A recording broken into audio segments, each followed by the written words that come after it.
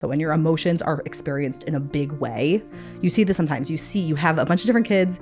If you have several kids in your family, you know, probably, this is typically how, there's that one kid who just gets upset more often, things just tick them off easier. When the plans change, they lose it. That one kid.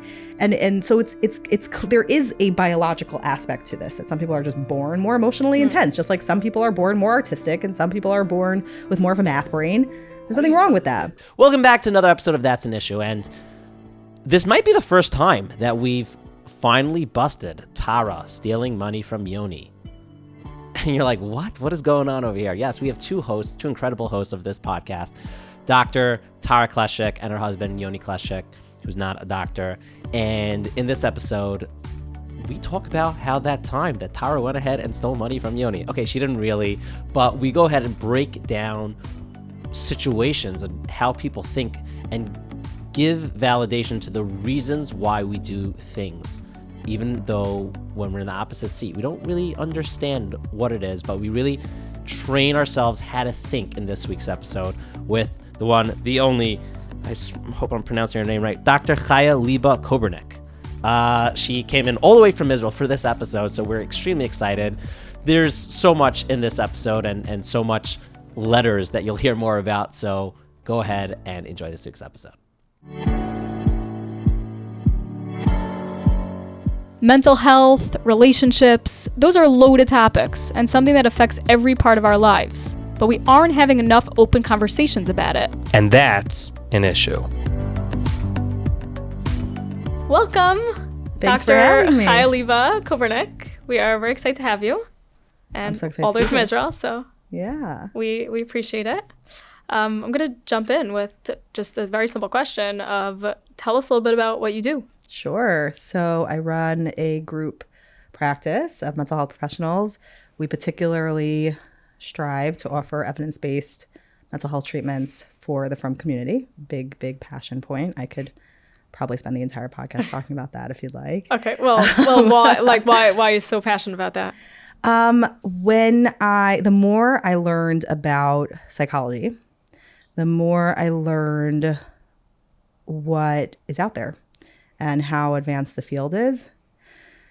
And not, there's plenty of areas we're not advanced in, but there are a lot of areas where we do have a lot of information. And it was really scary to me to hear so many people tell me, oh, therapy, like I've been doing that for 5 years and it hasn't really gotten me anywhere, over and over again. And you think that's more of a frum problem?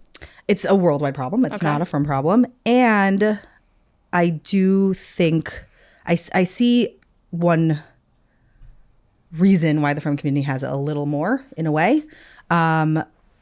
We've as a frum community, we value higher education. Some depends on where along the spectrum, but there is a value somewhat for it.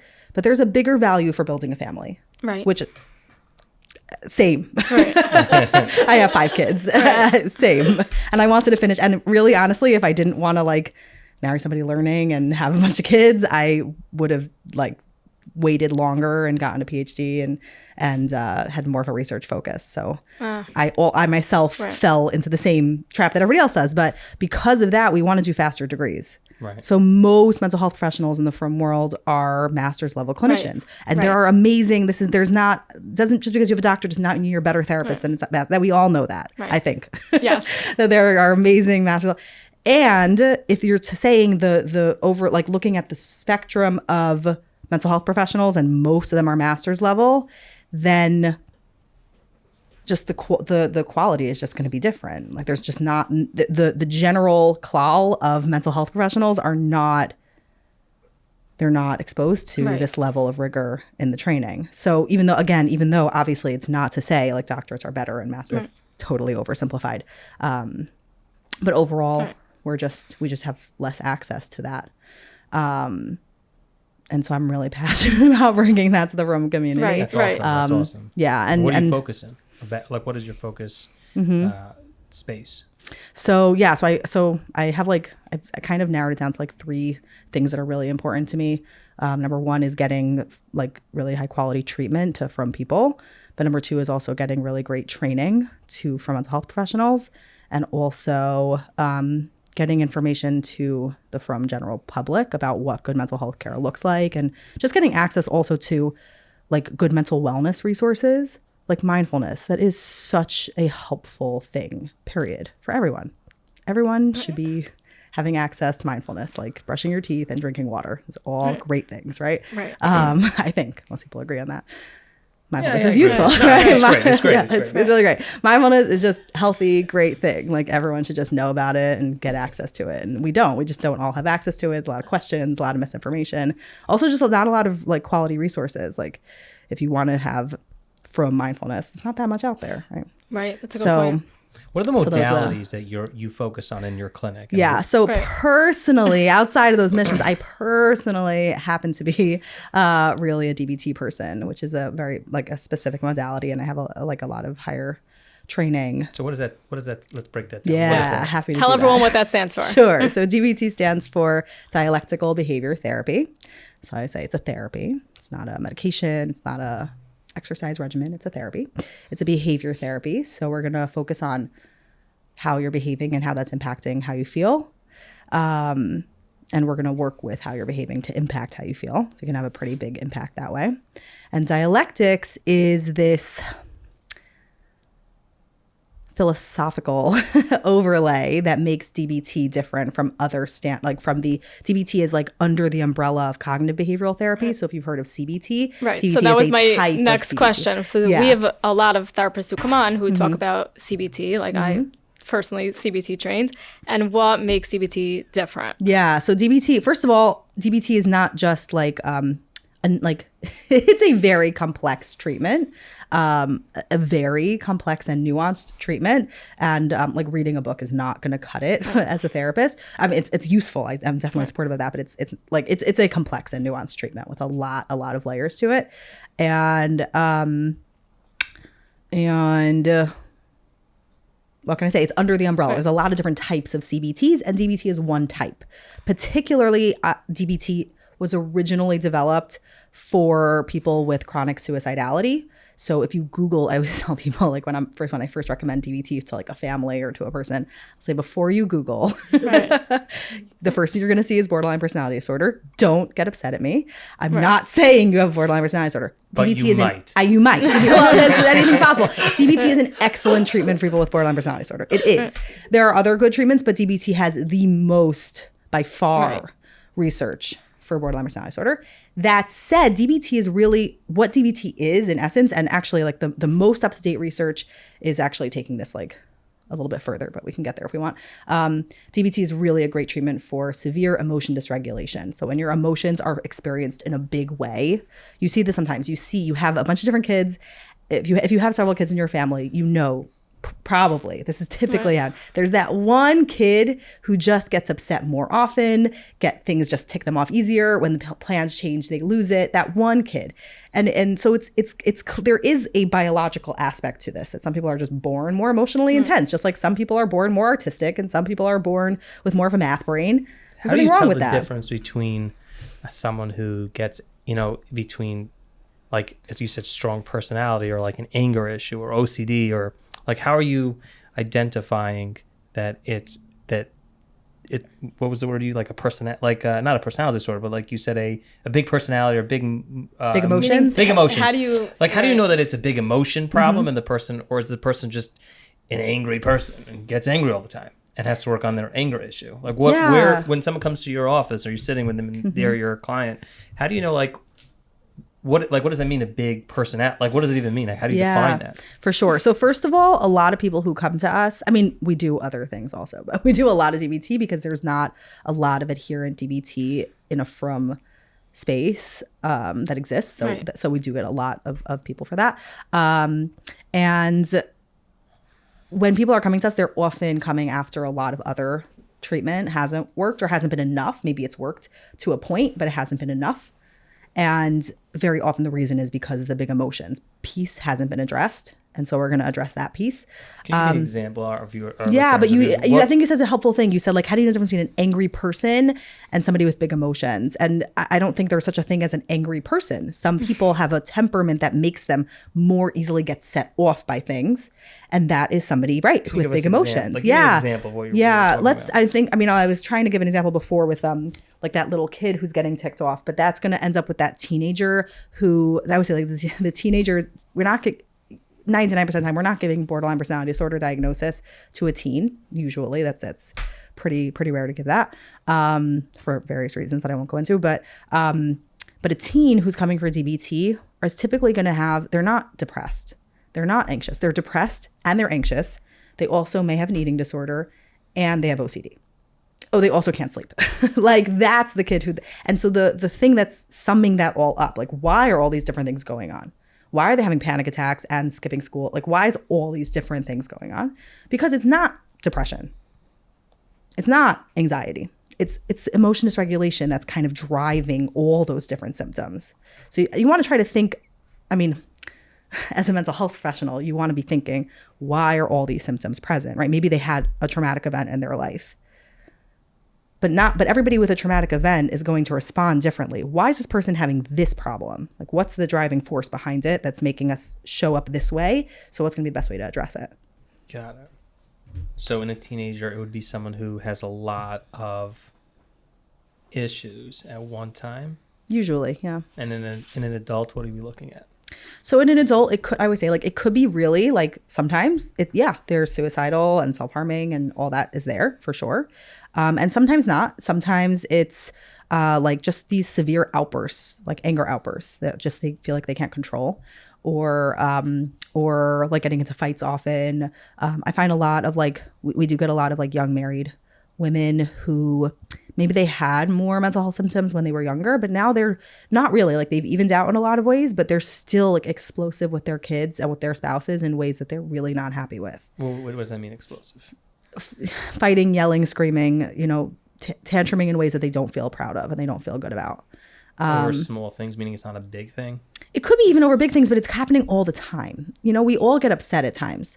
But if you're finding that you're getting to a place that you feel really upset about, like you don't like how you're handling it, like you're not handling it well, and it's happening all the time, like multiple times a week, then that's probably like you're not having an easy time managing your emotions in the face of all of life's adversity.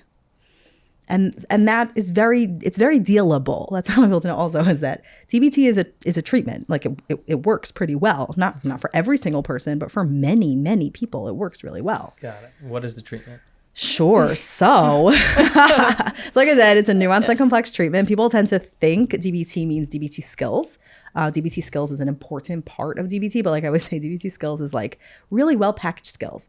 So it's not just DBT skills at this point. Like they've just added in so many different great, helpful life skills to the point where even they made a curriculum for middle schools and high schools that is DBT skills in schools because everybody should learn these skills. These are just great life skills. So there's DBT skills, which are great and really useful, really important, and we're probably all missing some of them. So that's one part of treatment is learning skills in a group. And it's really, really helpful. Well, I'm gonna let you finish. Yeah, and then we're gonna ask you what those skills are. Sure, happy to do that. So there's DBT skills. There's also individual therapy, but individual therapy is a very particular style of therapy. And a lot of different like therapist strategies and structure to how the session looks like. So that's part number 2 or mode 2 of therapy. And then there's phone coaching between sessions, which serves it's not therapy between sessions, it's coaching. So it's meant to basically help you apply what you learned in skills group that you now then talked about when and how to apply in your individual therapy. And now we're going to happen in the moment. We're going to be there with you. Ooh, I like that. Yeah, it's pretty cool. To make the change. Me of like so how many times a week would that be? So there's no set limit. Oh, that's really cool. And most clients, and this is across research studies and across my personal experience as well, but across research studies over many years, phone coaching is underused by most clients in DBT. So usually as a therapist, as DBT therapist, you're going to be trying to motivate your client. Right. To that reminds me of like the folks who have an addiction and they go to a group and then they like AA? And they have, and if you have a sponsor and Yeah. you could call your sponsor when like you have an urge or like, I think that's really, really, I haven't heard anyone say that, you go to therapy and the therapist can be called when you're in the moment. I like that. It's pretty cool. Yeah, it's a pretty cool part of treatment. And I actually always say, you make my job easier when you use phone coaching. Because if you're using phone coaching, then what we talked about, now I'm actually helping you make it happen. And then you get better faster. And when you're not using it, you're making my job much harder. Right, because it's always playing catch up. Yeah. How does that work practically? Practically, it means I have kids. Sometimes I'm tired and cranky. And sometimes I take showers and sleep. So I don't always answer. Okay. And sometimes I answer in the middle of stuff, and it's okay. It's good that you hear me saying like, just 1 minute, now, hold on. You hear me saying that, and that's part of being a human, and you hear me being a human. And so how many of these phone calls, like, how does that impact, meaning, does that impact how many clients you could have? Because so as a DBT therapist, you need to be cognizant of your burnout level. Like Right. so the fourth mode of treatment, by the way, is, and I just didn't add on individual therapy. Very often there's a family or parenting component as well. And then the fourth mode of treatment is consultation team for the therapist. And that consultation team is part of treatment. You can't do DBT if you don't have that because, number one, DBT therapists might burn out. I mean, as we all can, but DBT therapists certainly can burn out. Don't want you to burn out.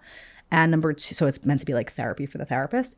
And also it's a complex and nuanced treatment. We want to make sure that therapists are staying adherent and doing a great job. So it's meant to help with both those. You have to be aware before you agree to work with another DBT client that you can do it. Like that you have to. You could be taking phone calls at 2 a.m. Absolutely, yeah. Interesting. So someone calls you, I'm really angry. How do I deal with that? So very often I'll say, what skills have you used already? I'm hanging up until you use some skills. Call me back. Let me know how it goes. So what are the skills? Sure, Right, yeah. Let's go back to mode number one. Yeah, Right? yeah. What are some of those skills? Sure. So the original, the skills are broken down into 4 modules. Number 4 appears repeatedly throughout DBT. So the 4 modules are mindfulness, distress tolerance, interpersonal effectiveness, and emotion regulation. So like I was saying before, dialectics, it's like a philosophy, blah, blah, blah. Dialectics, one of the core things that it means is there's always multiple truths, which is a complex thing to explain in and of itself. But our main dialectic in DBT is acceptance and change. So that other people could have different views and it could both be true? Totally. Is that what it is? Totally. And so I'm really angry that Tara didn't make dinner. And Tara was really tired and she didn't make dinner. Right. So, and both are true, right? You are really angry that she didn't make dinner, and she was tired and didn't make dinner. And those are both valid and reasonable and totally legit things. Okay, I'm really mad that Tara stole money. That's disgusting. So how You're really mad Tara stole money, and I'm not saying it's okay to steal money. And there's some reason she stole money, right? So what is the other truth? I don't know. We would have to ask Tara, why'd you steal that money? Why'd I steal the money? Gosh. I really wanted a new coat. I totally get that. I'm saying like what? I couldn't find my coat before my trip to America. I just have these sweaters. Terrible. I totally get it. Right? So you can always find the kernel of truth in people's experience. Mm-hmm. So meaning it doesn't mean that it's okay to steal. That's not okay. It means that I can find the kernel of truth in it.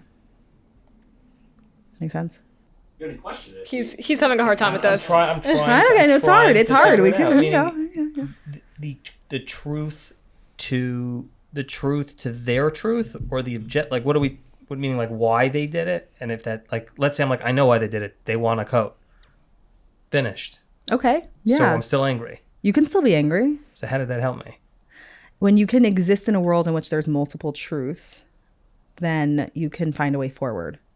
So that kind of actually connects to what I was saying before, like acceptance and change. Everything in DBT is balanced in acceptance and change. Our skills are, our therapist strategies are, everything we're doing in the room, ideally, is acceptance and change based. And then as well as, right, I don't like that Tara stole money, stole money. And I get that that's what happened, right? And so now how can we move forward with that? Because when we're stuck on, it shouldn't be this way. That's where anger shows up, is shoulds. So it shouldn't be this way. So I'm angry.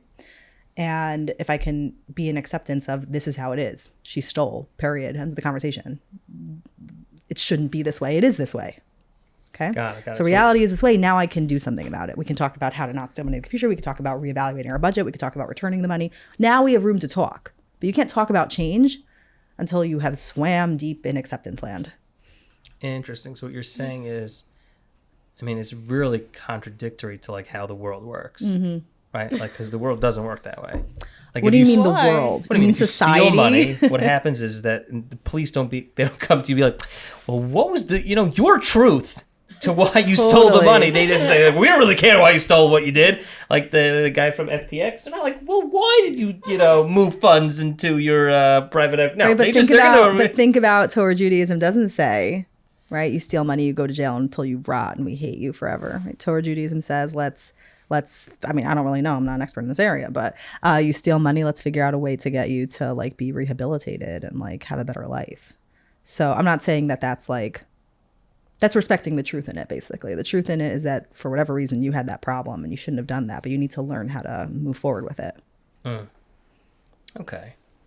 So it's accepting that in that person's mind, they see the world slightly differently, causing them to behave in It's a certain accepting way. that reality is as it is. So reality is she stole. It's not okay to steal, but that's the reality. That's what happened. So if we want to do something with it, we have to first just kind of accept that's how it is. And if I want to, And that is the truth. It means the two truths. That would be that person's truth. the truth is that she stole. Is that not true? Got it. Totally true. Got Deny that. Try denying that. Okay, so you would first. So if I'm calling it first, would be like the tool is to accept. I'm working Well, on it. there's So we're going actually a back to the lot of skills. go back to the Right. skills. There's actually a lot of different skills we're pulling from here. So that there's the idea of dialectics. We're also actually pulling on validation here, middle path skills, wise mind. It's all getting mixed up here. So that's really why we teach the skills, but then you have to figure out how to apply them. And really, it's like a symphony coming together. it. So we, you can learn the individual skills, but it's got to kind of come together. So yeah, so mindfulness and distress tolerance are both acceptance-based skills. Mindfulness being right here, right now, exactly as it is, without judgment. Not being in the future, so I'm not thinking about like, oh no, what am I going to do later, or my Do you to-do use an list. app like those apps? You do could, you absolutely could. Are you a I fan of any of personally, them? I like 10% Happier. I mostly just read their blog. Right. I used to listen to a bunch of different ones, but at this point, really, I also really like Headspace. I like Headspace They're good. too. But at this point, really, and it's what I recommend to everybody, is choose one thing that you do every day. Every day you brush your teeth. Maybe not everyone, sorry. Every day you wake up, you say Modani, you put on your shoes, right? Anything that you're doing on a regular and consistent basis, make that your mindfulness practice. Be all there. Be fully in the experience of putting on your shoes. What do you feel? Can you notice the sensation in your foot? Be totally there, not anywhere else, just in the sensation of putting on your shoe. And you might have a judgment, like, this is ridiculous. Why am I doing this? Or like, oh, it takes me so long to put on my shoes. Gosh, these are really ugly shoes. Judgments can show up. Or why am I even doing this? This is so dumb. And what we're practicing with mindfulness is the art of letting that go and just coming back to just putting on your shoe. And when you do that over and over and over again, like really consistently, you retrain your brain to just be here. Because what gives us anxiety is being in the future. What makes us depressed is rehashing the past. And what gives us shame and anger is really the judgments on the present. Reality shouldn't be how it is. And we're just here. We're just here. We're just here. There's all the peace right here. Sometimes this moment has pain. Sometimes. But typically, right, we're just having a conversation. I could be right now like totally thinking about like all the people judging me from this conversation in the future. It could happen, right? And I could be really anxious about that and make it really hard for me to focus on the conversation. Right. I could also be thinking about that terrible thing that happened yesterday. I can't think of anything. Well, there's something really terrible happened to me yesterday. And I could be thinking about that and feeling really down about it. Or I could be judging myself like, oh my God, did I really just say that? What's wrong with me? Right? Really hating myself. And that's going to make it really hard for me to be here right now also. Right. So the easiest place to be, the easiest place to be is right here. So that's mindfulness. We teach a bunch of different skills that help with that. And then distress tolerance skills are what you typically think of as like coping skills, like how to get through the moment, and acceptance skills. Those are all included in that. And those are all getting through without making life worse. They're acceptance based. We're not changing anything. And then our change based skills are emotion regulation skills. That's where we learn all about how emotions work and how to kind of catch a 60 before it turns into a 70, 80, and then crisis. Oh, I'd love to learn about that. Yes, I think everybody should learn about that. What is that? How's that work? It takes us about like 9 weeks to cover it. He might be very useful. But I really like talking about just like basics, how emotions. Even on the way over here, I think we were talking about. One of my friends was saying. Oh, I learned that like guilt is like a healthy thing to teach your children, but shame is bad. You should never let your child feel shame. And I was like, you do not want your kid picking their nose in public. They're going to have no friends. Shame helps with that. That's what shame does. Shame is a great emotion. All emotions are wonderful. Hashem created them. God created them. They're all great. They're all wonderful. We just have to learn when they're healthy and helpful for us and when they're not, how to work with that. So how do you get to the 60 to that? How do you stop? Like what's So when you catch your emotions at 60 with your mindfulness skills we talked about, so you catch your 60, and then now what do? So you notice that, let's say your anger is creeping up. So you might start with a skill called check the facts and notice, well, what's going on right now is making me so angry. Well, my mom just said that, well, she doesn't think that my choice of major in college makes sense. And I really feel like, what's the point? Why am I doing this? I'm such an idiot anyway. And she's disgusting. It's just terrible. And my anger is going up and up and up, probably coupled with shame. Shame and anger sometimes kind of like set each other off. Like I shouldn't feel this way, but I'm terrible that there's something wrong with me and I shouldn't have to feel this way. And it kind of like, they just set each other off. So let's say I'm feeling shame and anger and they're ping-ponging and it's getting worse and worse. And if I can catch it and then I can just say, well, this is how it is right now. This is what she said. That's the fact. The fact is my mother said this. Okay. I don't have to do anything with it. I could choose to change my major. I could not. I'll decide whatever I want to decide. But right now, this is not helpful. I don't need to go anywhere with this. The fact is that's what she said. The end. That's the only fact here. Nothing actually happened, right? I didn't like get kicked out of school. I didn't like fail a test. Nothing terrible like crazy happened. Mom just said something. Okay. I don't have to go anywhere with that. Mm-hmm. Sometimes just checking the fact drops the temperature. All right, cool. I like that. Could you give us another one? Sure. So my favorite skill, all my clients know, is opposite action. And actually in DBT for kids, we teach it as opposite all the way. So opposite action is that every emotion has a lot of parts to it. But one part of emotions is that it comes along with an urge. So for example, think about shame. If you Google shame, Google image shame, you're going to get pictures like this. So shame is an emotion of hiding. Anxiety is an emotion of running away. So if I feel anxious about something, I don't want to be here. I want to avoid. If I feel shame, I don't want anyone to see me. I want to withdraw. I don't want anyone to see me or know about my shameful thing. So opposite action is going to be to do the opposite of that. If it's shame, talk about it. Be all the way it, whatever it is, whatever you're feeling embarrassed about. If it's anxiety, do the thing. Just do it. That's what's gonna bring the anxiety down. So a lot of times people are so anxious, teens, super anxious in school. They want to get picked up. Shouldn't they get picked up? They feel so anxious. They're having panic attacks. They're not functioning. And the mom calls me. What should I do? My kid's not functioning. You're supposed to help her. You're doing already. Okay, let me ask you a question. And I say, leave them in school. Right. Let me ask you a question. I recently had an event at my house, and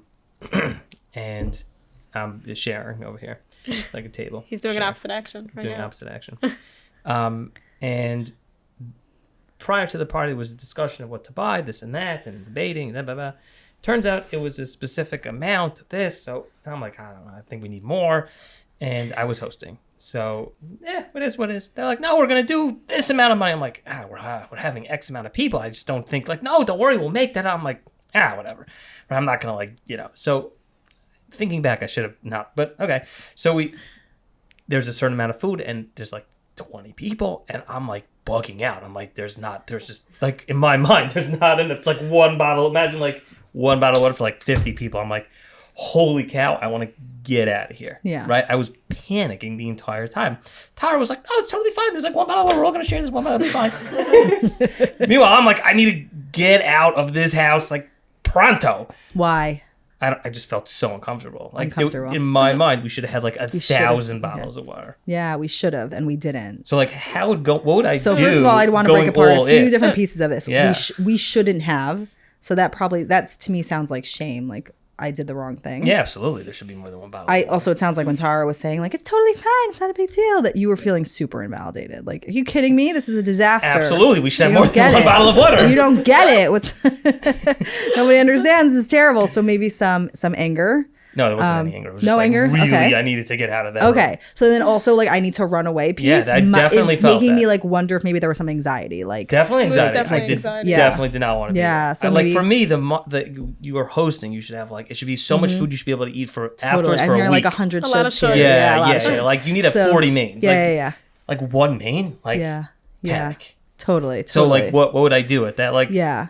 So Go I'm all still in, I'd not be fully like- catching the anxiety piece. I have to ask a little more to understand that piece, Yeah. but I totally hear the shame. Like we should have and we didn't, and I did it wrong, and it's something Right. wrong with me. Right. So that's the shame piece. I have something wrong with me. Right. And then the anxiety piece is usually like something dangerous. Like, oh no, something bad's gonna happen. Everyone's gonna know, and it's gonna be bad. It's gonna be some bad outcome. Maybe So People aren't gonna have a good time. maybe not gonna have a that. good time, not gonna have anything to eat. so that might be the Can I anxiety check the piece. facts though? Totally. Check the facts. There No, was we're not. 4 bottles of water.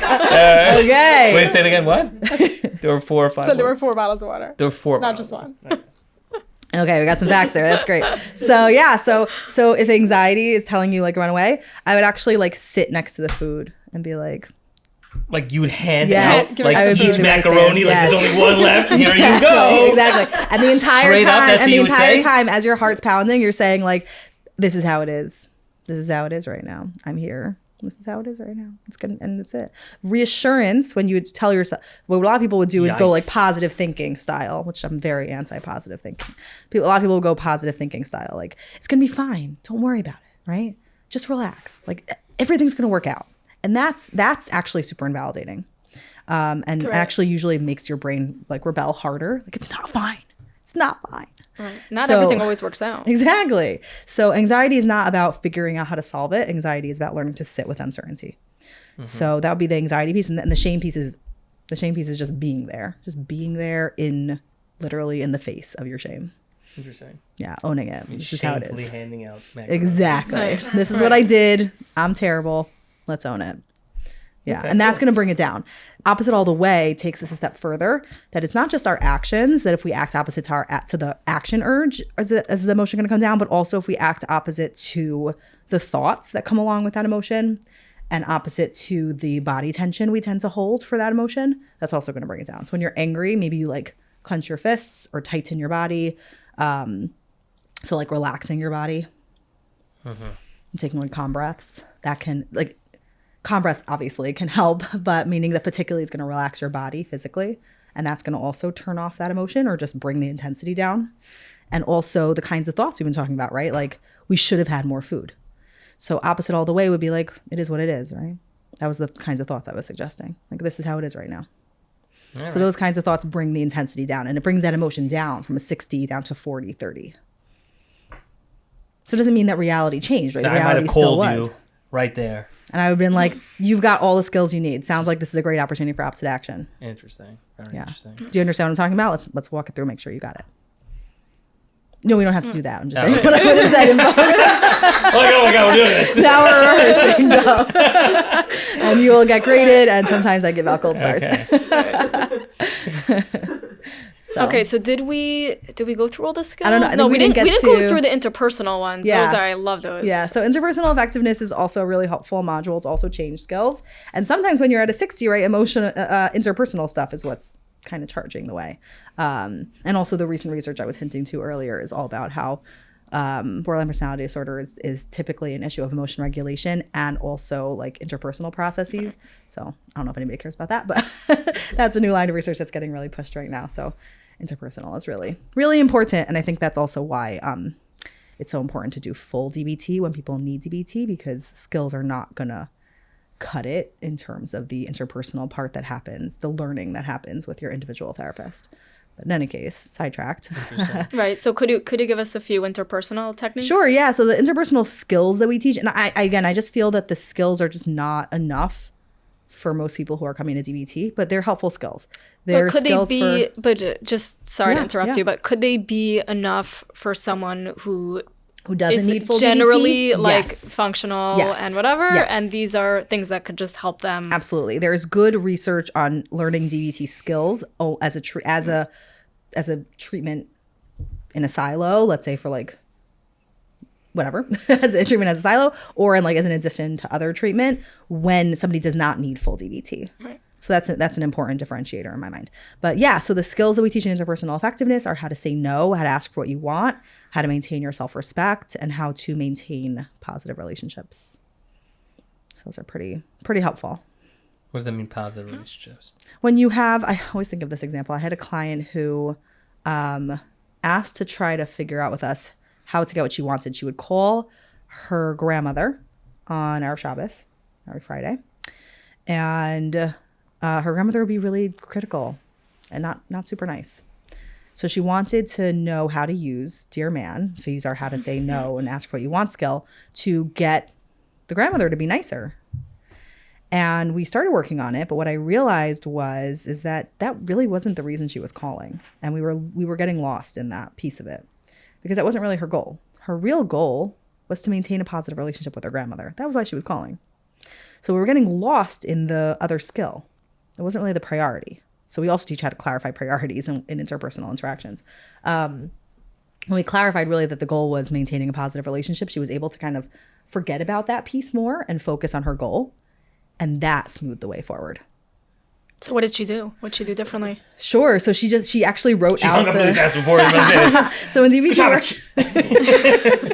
something like that, but in DBT we're really into acronyms. If that hasn't been clear already, so we have a skill called Give that's about maintaining positive relationships, and she would just like write that acronym out on a Post-it and like glue it to her face like during that call so that she could stay focused on the So skill. what does it stand for? Sure, yeah. Be gentle. This is my test. Be gentle, act interested, validate, and use an easy manner. So we teach that. We give examples. We role play. We try it out. Cool. Yeah. So she was putting it on herself, To more the show interaction up. than on the grandmother. Yeah, to show up that way. And when she was able to show up that way, it kind of all melted away because the other pieces, the grandmother saying these things, so what? She was able to come back to, oh, okay, here, like I heard what you're saying, acting interested and validating, oh yeah, that sounds really hard. Oh. She was able to come back to that because that was her focus. And then she felt good from the calls because that was what she was getting what she wanted. That was what she wanted out of the interaction. Right. Yeah. That's great. Yeah. What about the point of like getting what you want? Yeah, Like being able that's to an important express skill. your need. Yeah, Like there's a lot of what different- would you do for that? There's a lot of different pieces to it. I think the most important parts are start with stating the facts. Like don't get sidetracked. Like you never and I always and Right. yeah, not helpful. So start with the facts. Like I wash the dishes every night this week. That could be the facts, right? Oh, this is dangerous for me. I know. You don't know I do these things all the time. You just don't realize. Secrets coming out. And saying clearly what you want. That's another thing people often miss is they'll kind of hint at it. Like maybe it would be nice if, although I do hear sometimes that like men like that better. So I don't really know about that part, but asking straight out what you want is the next really important thing to do. And also making sure that you are clear about why it's valuable for the other person. So stick in your reinforcer, like what's going to be good for them. If you wash the dishes, you're going to have a calmer, more present wife. That's so great. Right. Don't you want that? So please wash the dishes. And yeah, I find that practicing that and learning that little formula makes it easier to not get, because we tend to like get all distracted in arguments instead of just saying what we want and making sure that it's valuable for the other person. We spelled that part out. Right. And the 'Cause more it you is. practice, the more natural this will Totally. become. I actually really recommend, like when you're first learning the skill, write out scripts. Just write it Yeah, out. so I do that. I do that with clients all the time. Yeah. Like planning a conversation Yeah. ahead Yeah. of time. And then text it to people the first time. Don't even try to talk it out. That's the easiest, right? And then try to do it over the phone with your script in front of you, and then practice in front of a mirror, and then do it in real. Right. I think it's a really hard skill to, because a lot of times the times you need it are the times that conversations are really tough. So to jump in and use it when conversations are tough is really hard. Right. Yeah. Right. And then with teens, we teach an additional module called the Walking the Middle Path module, which is about like managing family crisis and deep dive on validation. Although with DBT for kids, we actually super crazy deep dive on validation. We spend like 5 weeks on it. What does that look like? What did you say? Like if the validation means you said like for a kid and if they had a DBT for kids? No, with the teens, you said with something. teens we do the Walking Middle Path module. It's a 5th module that we do. And so those skills are validation, like normal development in adolescence versus what's abnormal. Parents tend to like either ignore abnormal behavior or get really upset about normal behavior. Like a lot of teens sleep in till the afternoon. That happens. Sorry. A lot of teens' rooms are messy. So it's helpful to just clarify those pieces. So that's more for the parents than for the kids themselves? No, we also teach like dialectics. We go more into dialectics. So what I was introducing before, we go more into that. So like, for example, a great one is like, I love my mom and I hate my mom. Or like both can be true. Or like my mom really says things that are really hurtful to me. And I know she cares about me. And then learning also how to like negotiate family conflict using dialectics and validation and all, like putting that all together. So the classic example we give is like teens curfew is 10 o'clock. They want to go to a party that ends at 2. So what should they do? So people would think the middle path is... You know, the middle path solution is...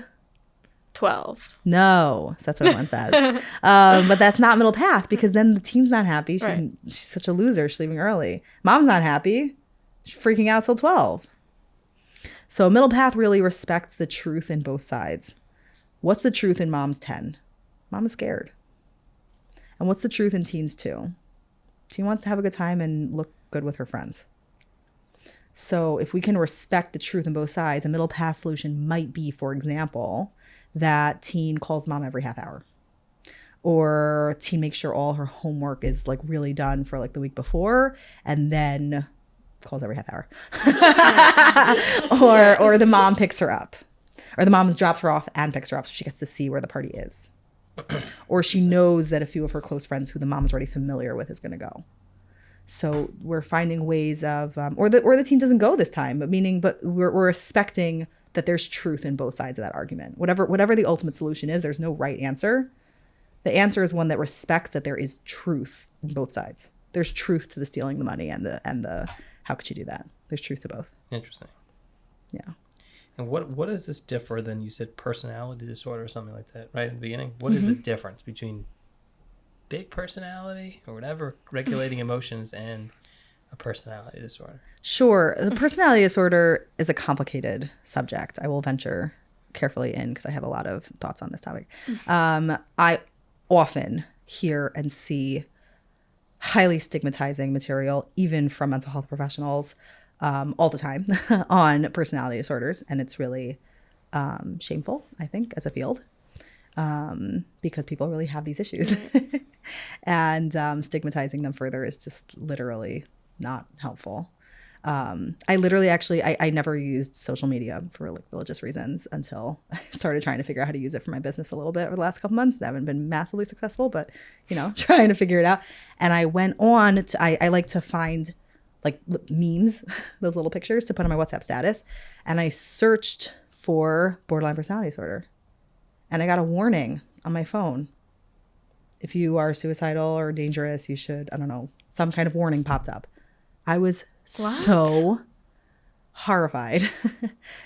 That's the message you're giving people with borderline personality disorder, is that you're therefore danger. You have borderline personality disorder, therefore you're in danger. That's super stigmatizing. People have borderline personality disorder and they're not in danger.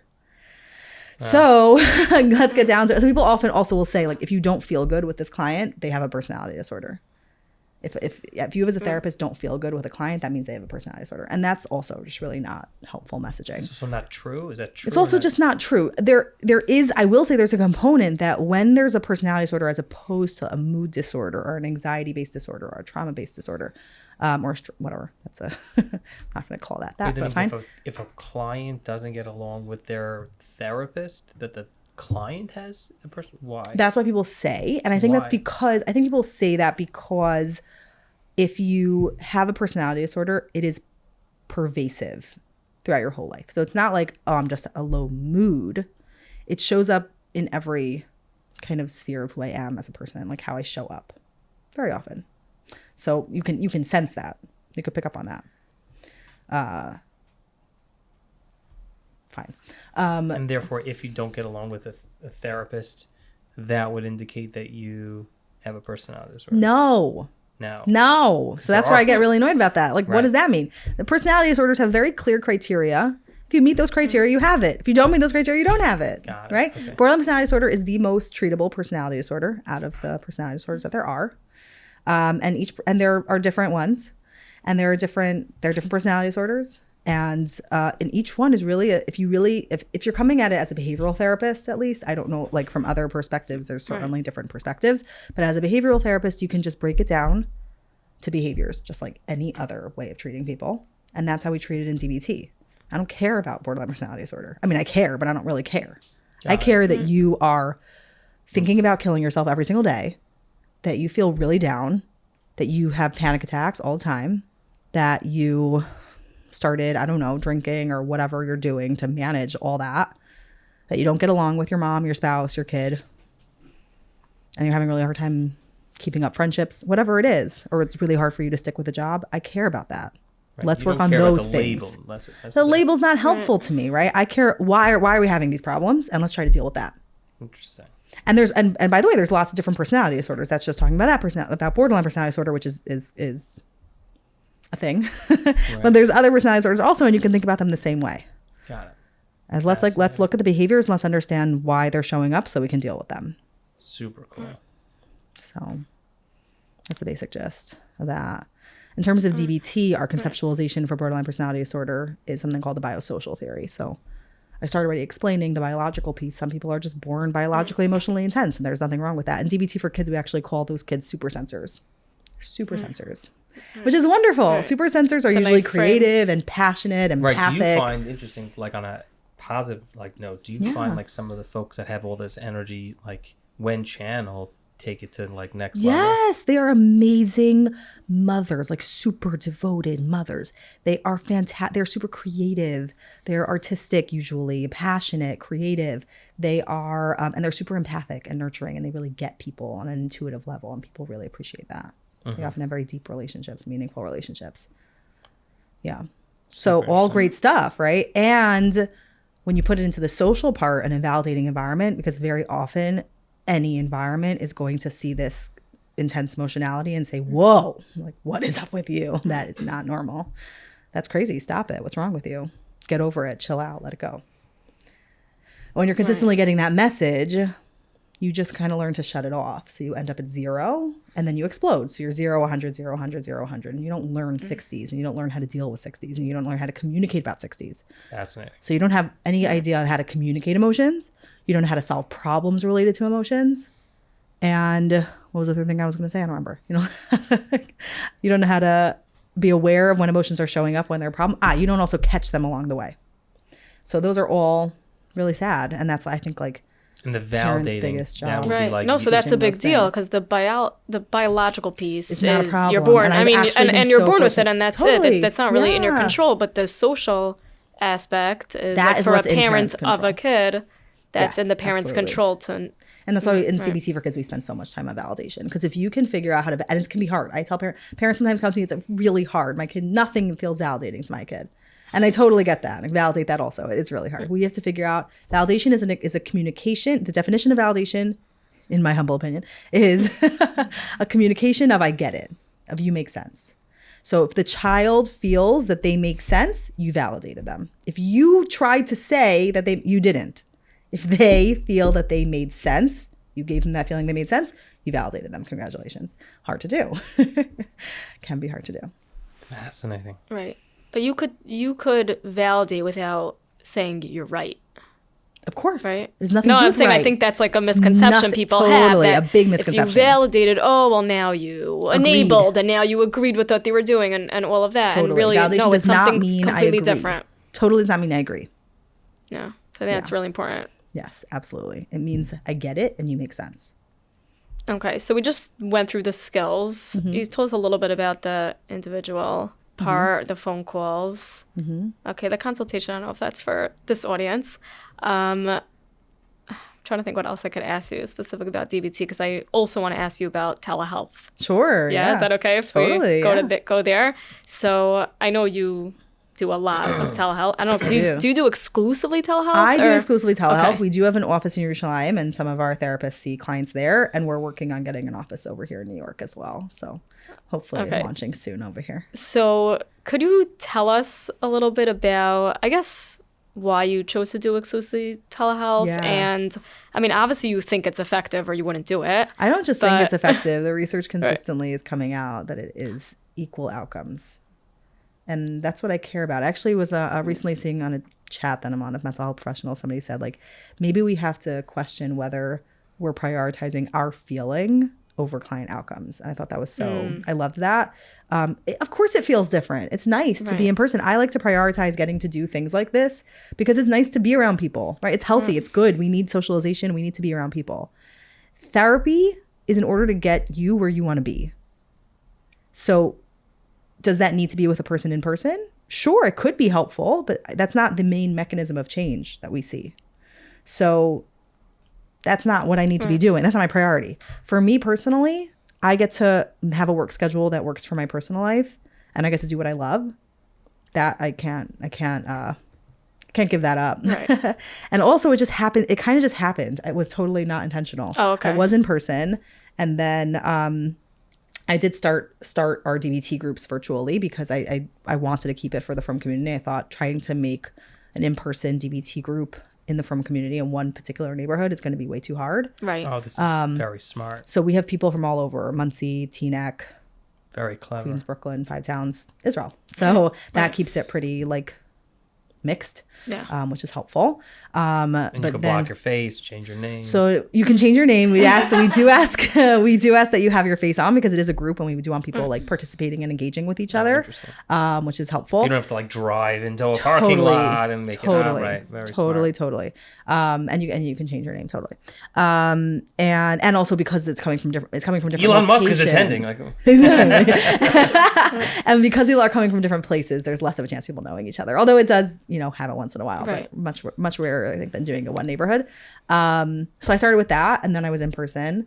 And then with Corona, I thought when I made Aliyah, I was going to just close my practice and move to Israel and figure it out over there. But that didn't end up happening. I just kind of continued. That worked out. And then now we have therapists in Israel, therapists in New York and New Jersey, and thank God, it's fun stuff. Awesome. So, and I also just feel like a lot of our therapists are amazing, and also young moms or for various reasons, or living in a location where it'd be hard to get to an office, and this makes it really possible for really great therapists to be doing really great work. So awesome. I like that too. That's great. I do have another DBT question for you. Yeah. Is there anyone who DBT is not for? Okay, I always say, if you are anxious and you've never been to therapy before, you don't need DBT. Oh my gosh, there's really great treatment that doesn't take that long and is not that time intensive and emotional intensive, and it just works. It works really well. There's really great treatment, and you deserve to not have to do all this. You don't have to do all this. DBT is great when you have big emotions, when the other standard treatments have kind of been maxed out and there's probably an emotion regulation piece that's missing. Then we want to go that direction. Sometimes also very often people need trauma work. They have a history of trauma. That's what I was going to ask about, is trauma. And maybe DBT is really built in 4 stages. And stage 1 is what people think of as DBT, and that's primarily what we talked about. But stage 2 DBT is about being able to experience emotions all the way, and tackling trauma. And you can't do stage 2 work if you need stage 1 work. And very often people are hitting their head, they're getting hit over the head over and over again with trauma, when really they need stage 1 DBT first. So do stage 1 DBT and then do stage 2 DBT, or go to whoever you wanted to go to for your trauma work, but make sure that stage 1 work happens. So yeah, but then also there's, not everybody needs DBT, right? If it's not an emotion regulation problem, there are other treatments that take way shorter, Right. Okay, thank you so much. Yeah, I really appreciate your time. Great time. Thank you. Yeah. Really and our audience. And a lot of, and our audience. Oh. Thank you so much for listening to this week's episode. If you want to hear more about Dr. Chaya, we will have a link to have you, if you want, explore the kind of work that she does that you got to hear about. Shout out to the audience that we had. This is the first time on in the That's an Issue studio. We had a few people in the background. I hope it enhanced the episode to getting some background laughter. It actually made the filming of this a lot more enjoyable. It's always nice to have real live reactions. You know, when we record these episodes, we don't always know that people are watching or listening. I mean, we see the numbers, but it's a different feel when there's actually people there listening. If you are someone that needs guidance, needs help, want to find the right psychologist, go to our friends at Relief. You could reach them on their website, reliefhelp.org. You could give them a call at 718-431-9501, or you can send them an email at info@reliefhelp.org. If you have any suggestions for people that should be on the That's an Issue podcast, whether they're an incredible psychologist like Dr. Chaya, or they're someone with a story, an incredible story, how they triumphed over a challenge, whether it was in the mental health world or related, go ahead on livinglchaim.com. Send us your suggestions. Rate us 5 stars on Apple, on Spotify. Give us a thumbs up on YouTube, and give us a high five in the street if you see us. Until next time, stay safe. Living L'chaim.